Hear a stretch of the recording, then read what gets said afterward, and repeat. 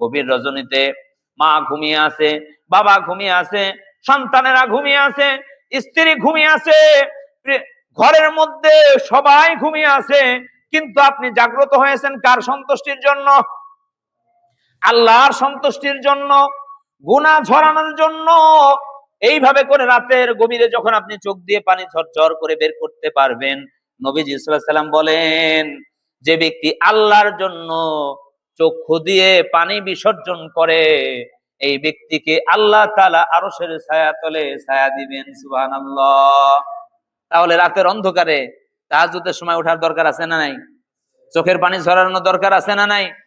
আরশের ছায়াতলে যদি ছায়া পেতে চায় তাহলে এই আমলগুলো করার দরকার আছে না নাই? নম্বরে নবীজি বলেন, কোন সম্ভ্রান্ত পরিবারের সুন্দরী নারী যখন কোন যুবককে ডাকে, আসো তোমার সাথে আমি অন্যায়তে লিপ্ত হই, আর ওই যুবক তখন যদি বলতে পারে, ইন্নী আখাফুল্লাহ, আমি আল্লাহকে ভয় করি, ইন্নী আখাফুল্লাহ, আমি আল্লাহকে ভয় করি, নিশ্চয়ই আমি আল্লাহকে ভয় করি, যদি বলতে পারে যে আমি আল্লাহকে ভয় করি, আমি আল্লাহকে ভয় করি, এই আল্লাহকে ভয় করে কোন সুন্দরী নারীর আহ্বানকে প্রত্যাখ্যান করতে পারে, এই যুবককে, এই মানুষকে আল্লাহ তাআলা আরশের ছায়াতলে ছায়া দিবেন। সুবহানাল্লাহ। কার ভয়ে বলেন তো?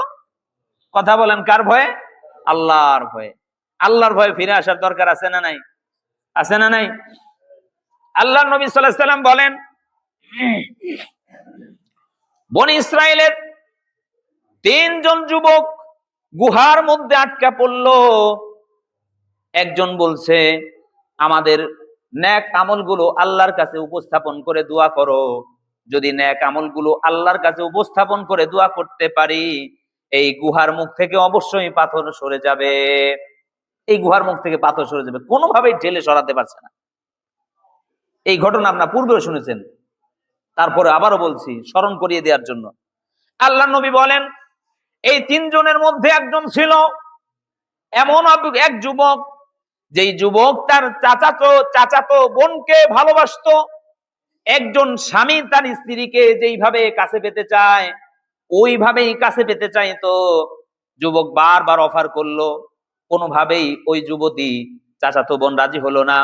হঠাৎ করে এক সময় দুর্ভিক্ষ দেখা দিল, অভাব দেখা দিল, কিছু দিনারের বিনিময় তখন ওই চাচাতো বোন রাজি হলো, 200 দিনার দেয়া হলো, সে রাজি হয়ে গেল।